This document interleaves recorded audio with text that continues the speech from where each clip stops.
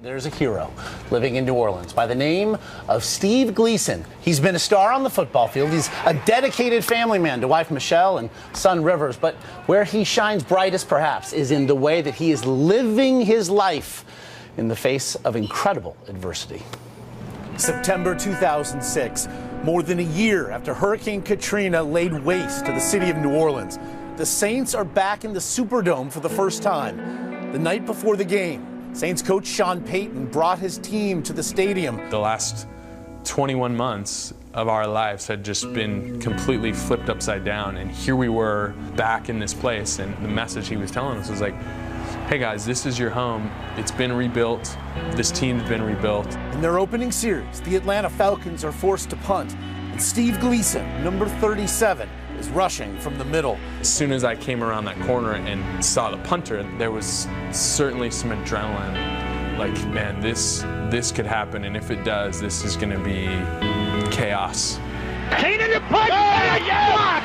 Look out! Right through! A pick block by Steve Gleason! And it is going to be covered by the Saints for a touchdown! There's no question that that moment was the loudest moment I have ever heard in any building in New Orleans.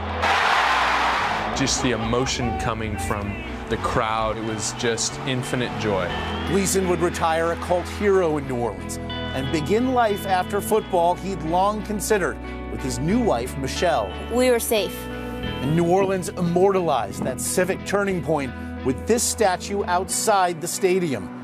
They named it Rebirth. But today it has new meaning, profound and bittersweet, because the man whose simple act became a city's symbol of resilience is now in a fight of his own.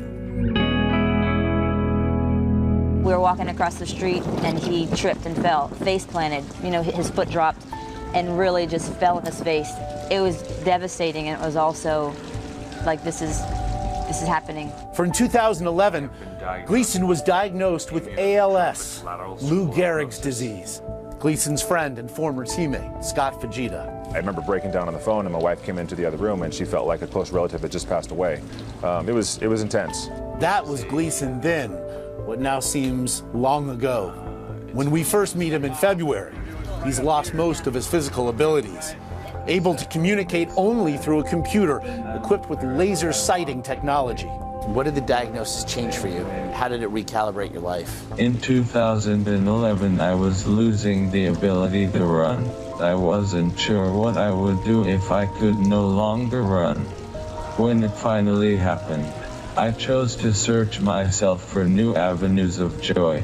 But with each loss, we have worked to find a beautiful replacement. The grandest of all those new avenues of joy, a baby boy named Rivers, who arrived soon after his father's diagnosis. It's weird. It's a weird thing, huh?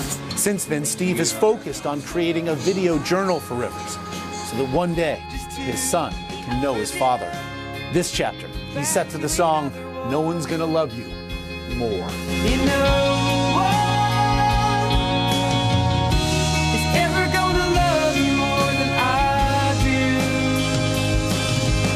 what's it like to watch you then? What's it like to watch yourself walking? It's difficult. I have moments where I miss my old self.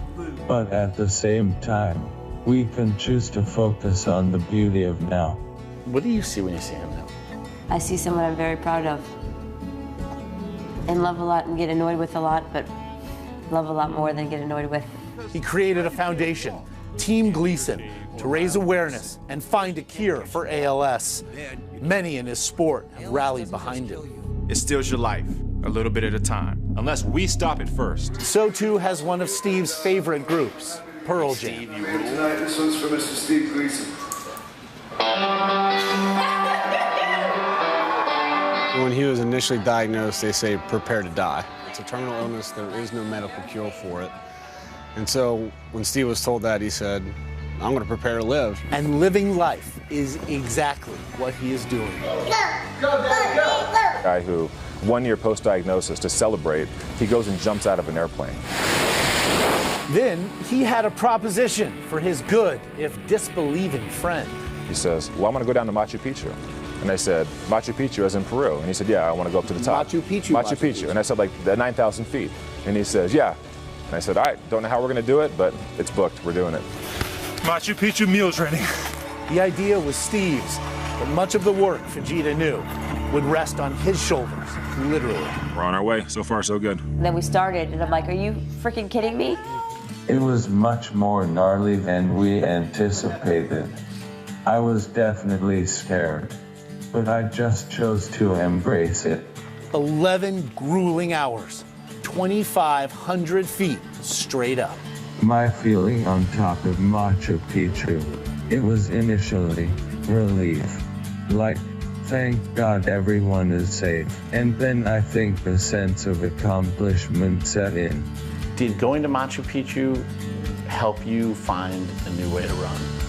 I think so. Designing these adventures is part of my new style of running. But also, you watch those videos, and you have seen me walking in the park with Rivers. This is all my new way to run. As people who battle any kind of illness, goals are life. Are you going to have another Machu Picchu and another Machu Picchu and another Machu Picchu? I think we will. I think it's always good to have something to look forward to. Bottom line, we all face challenges every day, but we make choices to face our challenges or walk away from them, figuratively.